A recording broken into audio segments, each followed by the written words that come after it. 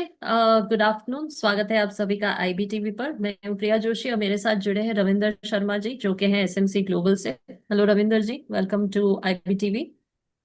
Thank you ma'am. तो रविंदर जी जल्दी से मार्केट देख लेते हैं और फिर आपके साथ कमोडिटी के बारे में बात करते हैं। निफ्टी जो है इस वक्त 8440 पॉइंट्स नीचे है, 25,678। और सेंसेक्स 83,743 पर है, 235 points down.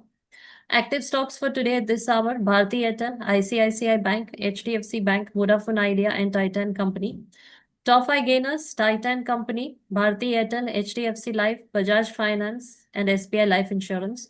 Top 5 losers: Power Grid Corp, Coal India, Tata Consumer Product, TMPV, and Bajaj Auto.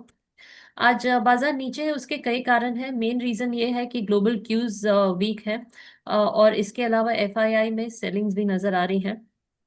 FII में परसिस्टेंटली सेलिंग देख रहे हैं हम। इसके अलावा जो है क्वार्टर अर्निंग्स जो आए हैं वो भी काफी मॉडरेट हैं।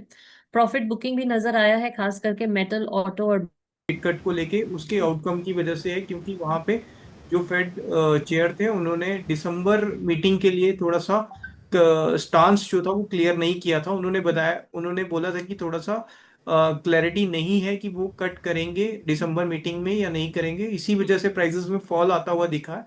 और अभी शॉर्ट टर्म में अगर बात करें तो गोल्ड एंड सिल्वर में फर्दर फॉल एक्सपेक्टेड है, क्योंकि डॉलर स्ट्रांग हो रहा है। हम्म, और ग्लोबल जो यूएस चाइना का ट्रेड टेंशन था उसमें भी थोड़ा ईज आउट हो रहा है। ऑल्दो फुल डेवलपमेंट नहीं है, लेकिन कुछ कुछ डेवलपमेंट्स हैं जिसकी वजह से प्राइसेस जो हैं वो हायर साइड से करेक्शन विटनेस कर रही है। जी। तो आपको लगता है कि ये शॉर्ट टर्म करेक्शन है या हम और भी गिरावट देखेंगे या स्लो डाउन देखेंगे इन द कमोडिटी साइकिल? देखिए, कमोडिटीज में गोल्ड एंड सिल्वर की बात करें तो लॉन्ग टर्म जो ट्रेंड है वो इंटैक्ट है। क्रूड के लिए थोड़ा सा टेंशन का टाइम है, क्योंकि प्राइसेस इसमें थोड़ा सा स्ट्रक्चरल जो है वो शिफ्ट हो रहा है, प्लस डिमांड जो है वो उतनी ज़्यादा नहीं आ रही है। हम्म। चाइना की तरफ से काफ़ी ज़्यादा डिमांड की कमी देखने को मिल रही है। अभी जो रिसेंट इनकी मीट थी उसमें उन्होंने बताया कि इंडिया जो है वो उनका मेजर ग्रोथ ड्राइवर बन चुका है। हम्म। क्योंकि इंडिया की डिमांड जो है वो चाइना से 2 टाइम ज़्यादा हो गई है जी। रिसेंट क्वार्टर्स में। और उसी वजह से हम देख रहे हैं कि क्रूड थोड़ा सा अंडर प्रेशर है, but hmm. Gold and silver का शॉर्ट टर्म ही ट्रेंड है डाउन साइड का। और यहाँ से जब जैसे ही हमें थोड़ी सी क्लैरिटी मिलेगी फर्दर रेट कट्स के बारे में, तो आप देखेंगे कि एक शार्प रिबाउंड जो है दोनों कमोडिटीज में देखने को मिलेगा। जी। ये जो हमने फॉल देखा है, which which we link to the global factors, जैसे स्ट्रॉन्ग डॉलर है, इंटरेस्ट रेट है, या स्लोइंग डिमांड है चाइना में, तो how much of this can be link to these global factors? देखिए, ये तीनों कमोडिटीज जो हैं इंटरनेशनली लिंक्ड कमोडिटीज हैं। इवन क्रूड को अगर हम बोले तो क्रूड काफी ज्यादा पॉलिटिकल कमोडिटी कंसीडर हो सकती है, क्योंकि बहुत सारी इकोनॉमीज जो हैं वो इसको कंट्रोल करती हैं क्रूड के प्राइसेस को। वहीं गोल्ड एंड सिल्वर की बात करें तो डी डॉलराइजेशन वाला कॉन्सेप्ट जो है वो चल रहा है कंटिन्यूअसली। और जो इंटरेस्ट रेट की वजह से ही रिसेंट फॉल हमें देखने को मिला है, इंटरेस्ट रेट ट्रेंड्स की वजह से। हम्म। क्योंकि फेडरल रिजर्व मीटिंग में क्लैरिटी जो उनका स्टांस था उसमें क्लैरिटी नहीं थी उन्होंने दिसंबर कट के लिए। जी। और मार्केट एक्सपेक्ट कर रही थी कि दिसंबर में कट देखने को मिलेगा, लेकिन उन्होंने थोड़ा सा अपना स्टांस अनक्लियर रखा वहां पे, उसी वजह से हमें फॉल देखने को मिला। हम्म। तो ये सारी चीजें जो है इंटरेस्ट रेट एंड डॉलर और जियोपॉलिटिकल टेंशंस, ये कहीं ना कहीं हर कमोडिटी के साथ लिंक है, क्योंकि सारी की सारी ग्लोबल कमोडिटीज हैं और ग्लोबली ट्रेड होती हैं। और इसी वजह से सबसे ज्यादा इम्पैक्ट देखने को मिलता है। गोल्ड गोल्ड और सिल्वर की बात करें तो सेफ हेवन बाइंग भी यहाँ पे देखने को मिलती है। सेफ हेवन मेटल्स हैं ये। तो जैसे ही कहीं ना कुछ डिस्रप्शन होता है तो इनमें मूवमेंट आती हुई दिखती है। जी। जियोपॉलिटिकल टेंशन्स, अगर हम बात करें जियोपॉलिटिकल डेवलपमेंट्स की, या फिर शिफ्टिंग ट्रेड डायनामिक्स, तो क्या ये इस प्रेशर को ऐड कर रहा है प्राइसेस पे? बिल्कुल बिल्कुल बिल्कुल।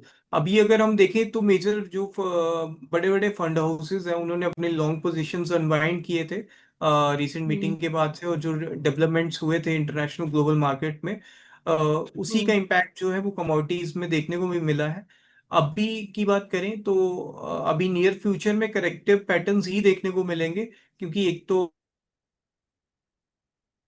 दिसंबर एंड के आसपास वॉलेट जो वॉल्यूम है वो श्रिंक कर जाता है गोल्ड एंड सिल्वर में, क्योंकि पोजीशन स्क्वेयर ऑफ होने के बाद में वो फ्रेश हम्म पोजीशंस बनाई जाती हैं मिड जनवरी के बाद से। तो एक हम्म स्लो डाउन जो है वो उस समय देखने को मिलेगा। अगर सीजनैलिटी पैटर्न्स भी देखें तो नवंबर के महीने में बाइंग जरूर रहती है, लेकिन दिसंबर से जनवरी के बीच में प्राइसेस फॉल करते हैं। देन सीजनैलिटी के अकॉर्डिंग फेब्रवरी ऑनवर्ड्स वो राइज करना स्टार्ट करते हैं।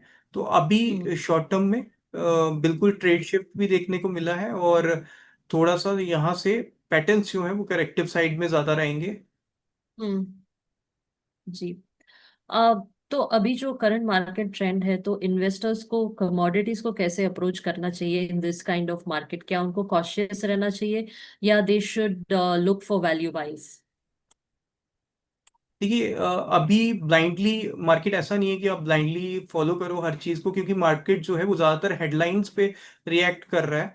कोई हम्म भी मेजर हेडलाइन आती है इंटरनेशनल तो मार्केट रिएक्ट करती है।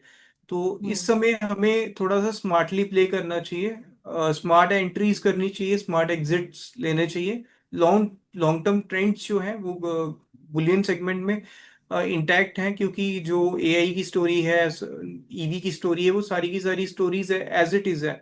But short hmm term trends में हमें करेक्शन देखने को मिल रही है, हेडलाइंस पे रिएक्शंस आ रही हैं। तो ऐसे टाइम पे smart entries and smart exits के साथ हम यूज करके चल सकते हैं। अगर कोई लॉन्ग टर्म इन्वेस्टर है तो फिर उसको ईटीएफ वगैरह या फिर अदर जो ऑप्शंस अवेलेबल है उसमें जाके इन्वेस्ट हम्म करना चाहिए। लेकिन वो एसआईपी के थ्रू हो तो ज्यादा बेटर है, रेदर देन फुल इन्वेस्टमेंट एक ही जगह पे कर देना, क्योंकि प्राइसेस यहाँ से कितना करेक्ट हो सकते हैं वो तो हम्म अभी डिपेंड करेगा कि क्या न्यूज आती है, क्या डेवलपमेंट्स होते हैं। अगर फर्दर रेट कट की बात नहीं होती है, रेट होल्ड ही करते हैं जहाँ पे है, तो फर्दर फॉल देखने को मिलेगा। प्लस अगर यूएस चाइना टेंशन जो है वो इज आउट हो जाता है और उनके बीच में एक फाइनल कोई डेस्टिनेशन आ जाता है कि यहाँ से ये चीजें इस तरीके से हो जाएंगी, और चाइना में थोड़ा सा रिवाइवल अगर देखने को मिलता है तो आप देखेंगे कि गोल्ड एंड सिल्वर प्राइसेस जो हैं ये करेक्ट होते हुए दिखेंगे। बट अगर इसके विपरीत कुछ ऐसा होता है तो प्राइसेस रिबाउंड भी बहुत शार्पली करेंगे। तो इसीलिए एसआईपी इन्वेस्टमेंट बेटर है रेदर देन फुल इन्वेस्टमेंट एक पोजीशन पे करना। हम्म, जी। अगर प्राइसेस स्टेबलाइज होते हैं या रिबाउंड होते हैं, तो are there any specific sectors या कमोडिटी लिंक स्टॉक जो कि बेनिफिट कर सकते हैं? देखिए सेक्टर्स में तो ये पर्टिकुलरली इक्विटी का क्वेश्चन हो गया, तो इक्विटी मार्केट में अगर हम देखें इस समय तो ऑलरेडी निफ्टी हाइज पे है, करेक्शन जरूर देखने को मिल रही है वहां से। लेकिन ओवरऑल अगर देखें यहाँ से तो सेक्टर स्पेसिफिक मूवमेंट जो है, अगर हम्म यूएस से इंडिया का जो ट्रेड डील है वो हो जाता है सेटल, तो ऑब्वियसली हमें फार्मा सेक्टर में और आईटी सेक्टर में बाइंग आती हुई देखने को मिल सकती है। ओवरऑल ये सेक्टर्स काफी ज्यादा फोकस में रह सकते हैं, क्योंकि जब यूएस ने सैंक्शंस, यूएस ने ट्रेड जो बैरियर्स इंडिया में लगाए थे और जो टैरिफ लगाए थे उसकी वजह से हमने देखा था कि फार्मा और आईटी सेक्टर में फॉल आता हुआ दिखा था। तो अगर वो कुछ एक आउटकम आ जाता है उसका फाइनल, तो वहां से हम देखेंगे कि उन सेक्टर्स में रिबाउंड होता हुआ दिख सकता है। प्लस अगर चाइना का और यूरोप का पीएमआई रीडिंग जो है ये 50 से अबव चलता है, तो हम देखेंगे कि मेटल्स साइड में भी बाइंग आती हुई दिखेगी। अभी ये हम्म कंट्रैक्शन मोड में है। रिसेंट जितने भी पीएमआई पब्लिश हुए हैं ये सारे के सारे चाइना और यूरोप में कंट्रैक्शन आती हुई दिखी है। और हम्म वही इसी वजह से हम देख रहे हैं कि बेस मेटल्स जैसे ही अपसाइड मूव दिखाते हैं, कॉपर एल्यूमिनियम हो गया या जिंक हो गया, तो वहां से हम्म फॉल आता हुआ दिखता है। तो वो अपसाइड को कैप कर रहा है, क्योंकि डिमांड उस तरीके से नहीं है। और चाइना का हाउसिंग मार्केट की बात करें तो वहां पे भी अभी ऐसा कोई ऐसा डेवलपमेंट दिख नहीं रहा कि वो रिवाइव करेगा। तो नियर फ्यूचर में तो ऐसा कुछ होता हुआ दिख नहीं रहा। लेकिन अगर कुछ ऐसा हम्म डेवलपमेंट आता है तो जरूर ये मेटल सेगमेंट भी जो है ये फोकस में आ हम्म, सकता है। जी। तो शॉर्ट टर्म आउटलुक क्या है? क्या आप फर्दर डाउनसाइड एक्सपेक्ट कर रहे हैं, या सम कंसोलिडेशन अहेड? देखिए अभी तो नियर टर्म में एक शॉर्ट टर्म में फॉल देखने को मिल सकता है। देन उसके बाद में जैसे मैंने बताया कि अगर हम सीजनलिटी पैटर्न्स भी देखें इन कमोडिटीज के, तो सीजनलिटी पैटर्न्स के अकॉर्डिंग नवंबर मंथ में जरूर थोड़ा सा राइज देखने को मिलता है, लेकिन दिसंबर से मिड जनवरी तक प्राइसेस जो है वो फॉल करते हैं। देन उसके बाद में कंसोलिडेशन देखने को मिलता है। देन उसके बाद फिर अगेन से फेब्रवरी ऑनवर्ड्स वो राइज जो है वो स्टार्ट होता है। तो अभी शॉर्ट टर्म में करेक्शन जरूर रहेगी, लेकिन करेक्शन के साथ साथ सपोर्ट के पास में कंसोलिडेशन भी देखने को मिलेगा। हम्म रिटेल इन्वेस्टर्स की बात करें तो उनके लिए what is the best way to hedge in volatile commodity market? देखिए, अपने पोर्टफोलियो को हेज करने के लिए हम पहले भी बात करते रहे हैं कि गोल्ड का कुछ पोर्शन 10 से 15% आपके पोर्टफोलियो में होना चाहिए। बट अभी एडिशन, अगर लेटेस्ट बात करें, फ्रेश बात करें, तो फ्रेश में आपको सिल्वर भी ऐड करके चलना चाहिए, क्योंकि सिल्वर की जो फंडामेंटल्स हैं वो दिखाते हैं कि नियर फ्यूचर में लॉन्ग टर्म बेसिस पे सिल्वर जो है वो गोल्ड से ज्यादा रिटर्न्स दे सकता है। जी। मेरा लास्ट क्वेश्चन है, व्हाट की trigger should investors watch for that might signal a turn around in commodity prices? देखिए, इसमें डॉलर इंडेक्स को देखना बहुत इंपॉर्टेंट रहेगा। अगर डॉलर इंडेक्स में टर्न अराउंड होता हुआ दिखता है तो जी। ऑब्वियसली कमोडिटी सेगमेंट में मूव आएगा। प्लस इसके साथ साथ हमें यूएस फेडरल रिजर्व की जो मीटिंग्स होती हैं उसको इम्पोर्टेंटली देखना पड़ चाहिए। और जो पीएमआई, ग्लोबल पीएमआईज आते हैं, उनकी रीडिंग देखिए। अगर 50 से ऊपर रीडिंग आती है तो इट मीन्स कि रिवाइवल हो रहा है इकोनॉमीज में। बट अगर 50 के नीचे की रीडिंग रहती है तो स्टिल कॉन्ट्रैक्शन मोड पे ही है। तो ये पीएमआईज एक अर्ली हिंट दे सकते हैं कि इकोनॉमीज जो है वो रिकवर हो रही है। तो अगर रिकवरी आती है तो फिर अगेन से बाइंग साइड में डिमांड जो है वो बढ़ती हुई दिखेगी। और अगर ऐसा होता है तो ऑब्वियसली वहां से एक टर्न अराउंड होता हुआ दिखेगा कमोडिटी सेगमेंट। और कोई एडवाइस देना चाहेंगे आप इन तीन कमोडिटीज के बारे में, gold, silver and oil? Any advice to the investors? देखिए, अभी फ्रेश शॉर्ट पोजीशंस भी नहीं बनानी चाहिए इन कमोडिटीज में, लेकिन स्मार्ट एंट्रीज कर सकते हैं कि सपोर्ट के पास में स्ट्रिक्ट स्टॉप लॉस लेके आप ट्रेड कर सकते हैं। प्लस गोल्ड एंड सिल्वर में तो रैली पे शॉर्ट करना चाहिए। प्लस कंटिन्यूसली प्रॉफिट बुकिंग करनी चाहिए। कैरी फॉरवर्ड पोजीशंस नहीं लेके जानी चाहिए अगर फ्यूचर्स में है आपकी, क्योंकि मोस्टली कमोडिटीज जो हैं वो हेडलाइन डेटा पे और हेडलाइन न्यूज पे मूव कर रही हैं। तो कहीं ऐसा ना हो कि हम ओवरनाइट पोजीशंस कैरी करके जाएं और एक बड़ा गैप अप या गैप डाउन देखने को मिले। उसकी वजह से कैपिटल जो है वो इरोड हो सकती है। तो ऐसे टाइम पे कैपिटल को थोड़ा प्रिजर्व करके चले, बेटर एंट्रीज करें स्मार्टली, और स्मार्टली एग्जिट्स भी लेने चाहिए। जी। Ravinder ji, thank you so much for your advice, और आज जुड़ने के लिए धन्यवाद। जल्दी मिलेंगे आपसे फिर। Thank you so much. नमस्ते। नमस्ते मैम।